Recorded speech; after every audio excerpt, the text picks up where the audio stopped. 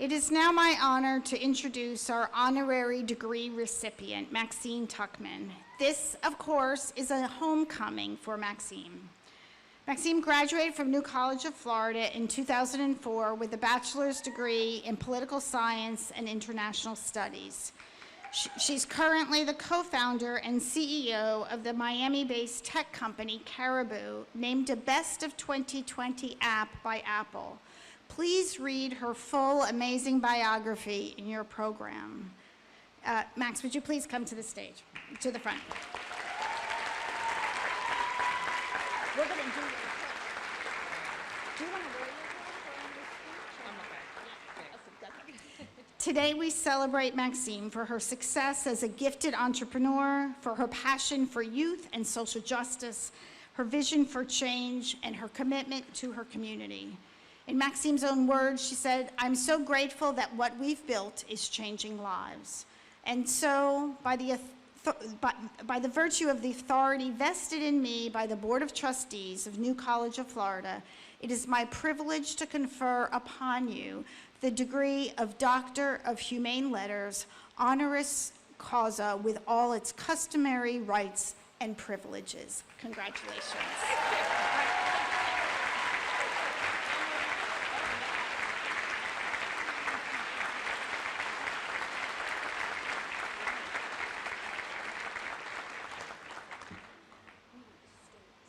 Yes, thank you. I have a doctorate now, y'all.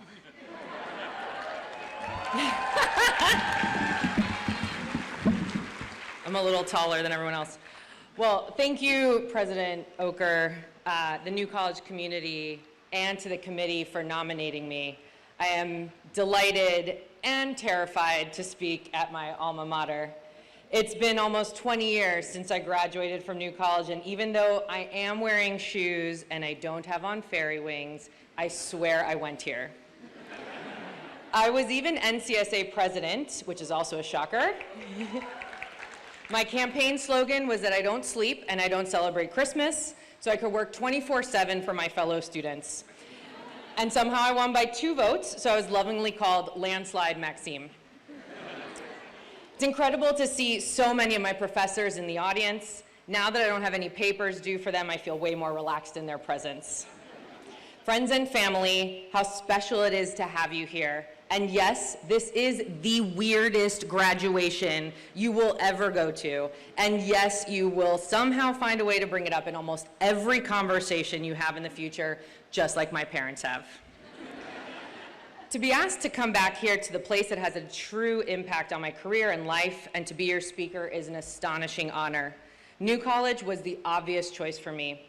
As a first-generation Cuban, Jewish Cuban, who would be the first to graduate from college and who had almost dropped out of high school, a place where I could design my own education, could only pass or fail, and the teaching ratio was 10-1, sounded like a dream to me. I still remember my answer to the application question, why New College? It was, why not? And they still let me in, so I guess New College was not intimidated by feisty Latinas.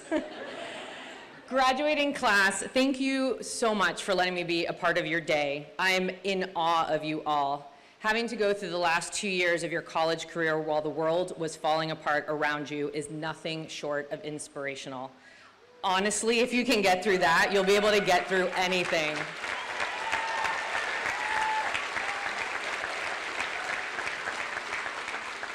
In that same vein, if I had been the commencement speaker for the class of 2019, my advice would be wildly different.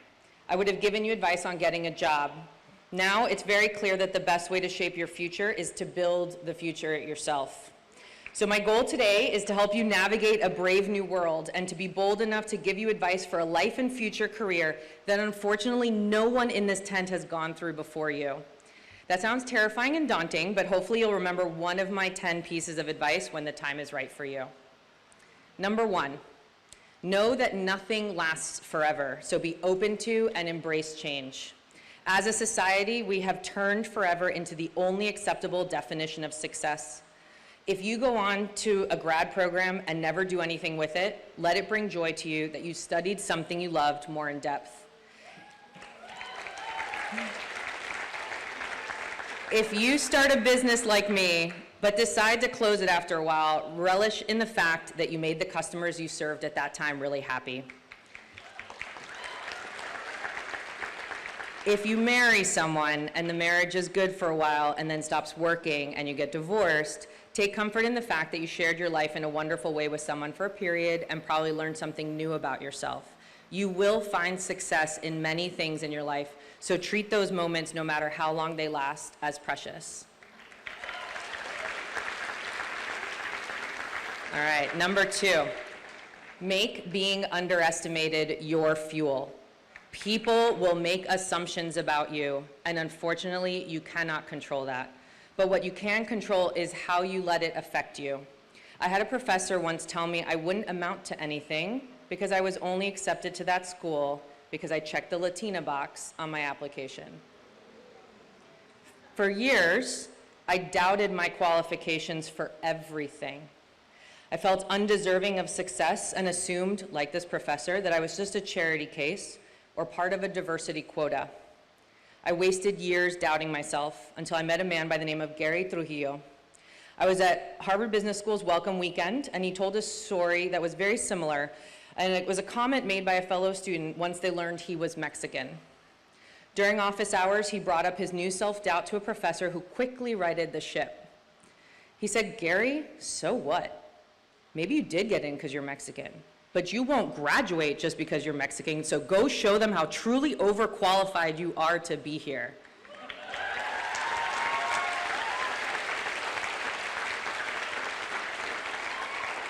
Those words finally freed me from the self-doubt I had been carrying around for 10 years. And to my professor that doubted me, all I have to say is, look at me now.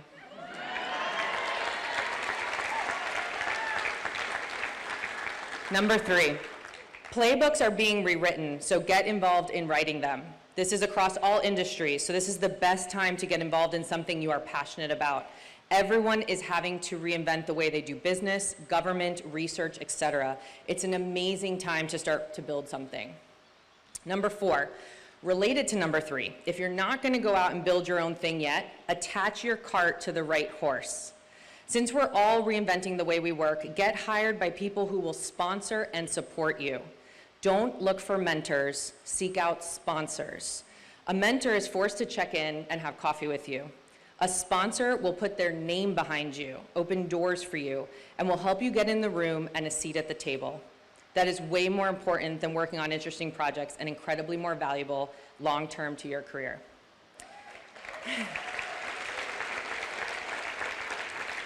Number 5, be aware of your privilege and use it to help others. As Lizzo says, if I'm shining, everybody gonna shine. When you have power, use it. Seek power so you can redistribute it. When you get invited to speak somewhere or participate in something, look at who is around the table. Use your power and privilege to make sure diverse voices are always represented. And sometimes you have to give up your seat to do that, and you should.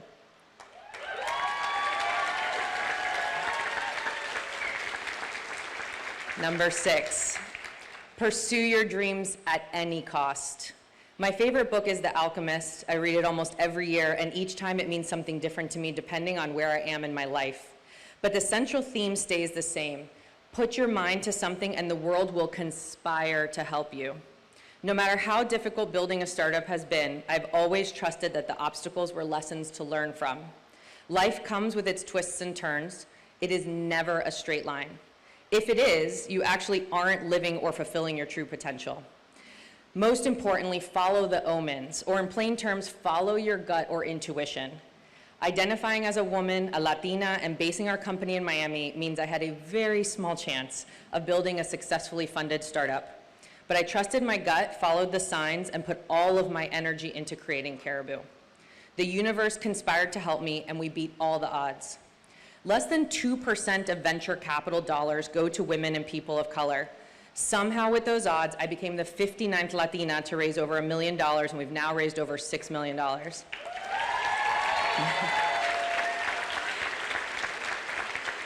We received a predatory term sheet from an investor for $500,000, but I trusted my gut that we should turn him down. Risky choice when the stats are what they are. But it was the right path because we turned to equity crowdfunding and raised 3 times more than we would have gotten from that shady investor. And then we went on to get $0 to $1 million in sales a year in just 6 months, proving that what Beyonce says is true. The best revenge is your paper. People said no one could build a successful startup outside of Silicon Valley, but in 2020 we were named one of the 15 best apps in the world by Apple. And naysayers said there were no diverse people in tech, and yet our team is 67% people of color, 50% women, and we have a high LGBTQIA+ representation. I've done things my way even when it wasn't expected or traditional. So honestly, when you truly put your mind to something, nothing can stop you. Number 7, take risks and see failure as an opportunity. Stay in the uncomfortable. You know how they say sitting is the new smoking? Well, being in your comfort zone has the same effect on your life and career, so start moving and get uncomfortable. Number 8, I know I'm at an academic institution, but honestly, knowledge is not power. Problem solving and analysis are. Information is easy to access now. The critical thinking of figuring out how to pattern match will be the key skill you need in the future. Knowing what to look for and knowing what the truth is more important than memorizing the facts.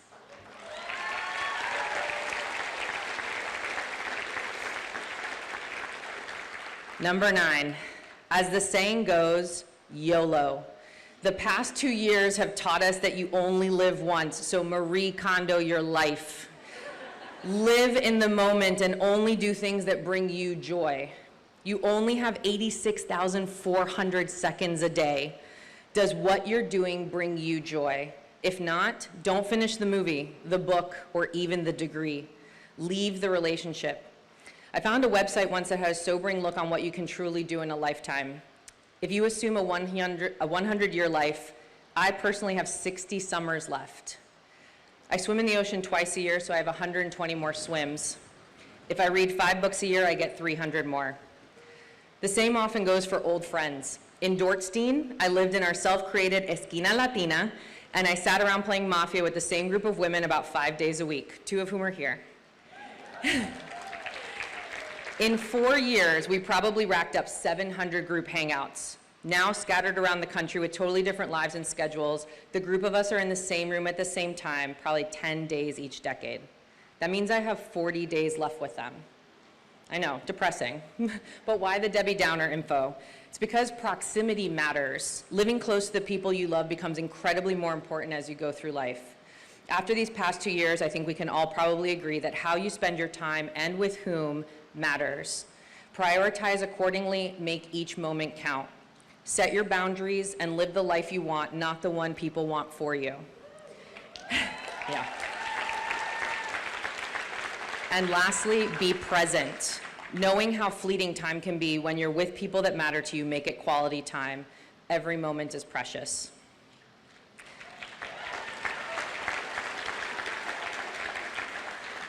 Number 10, make gratitude your daily antidepressant. A recent study even showed that gratitude improved the lives of women with breast cancer, so the health benefits are really real. Gratitude is a life orientation towards noticing and appreciating the positive in the world. Gratitude is fundamentally different from optimism or hope because it focuses on the present moment. A person with a high level of dispositional gratitude is able to appreciate others and generally sees the day because of their understanding that life is short. Never before has the whole modern world gone through such a traumatic event at the same time. Your mental health is extremely important, and we won't know the long-term ramifications of what we just went through for years.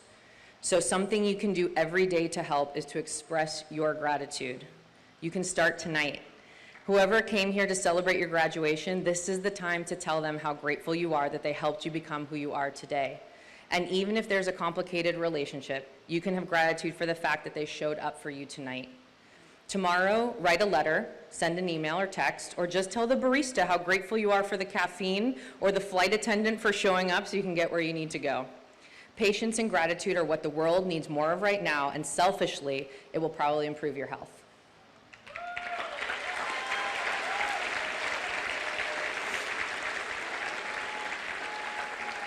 So that's it. Follow those 10 guiding principles and the world will be your oyster. For those of you who have figured out what's next, and for those of you who haven't built it yet, you are moments away from changing the world. So go conquer it, or your little piece of it. And I honestly cannot wait to read about all of your accomplishments over the next 60 years.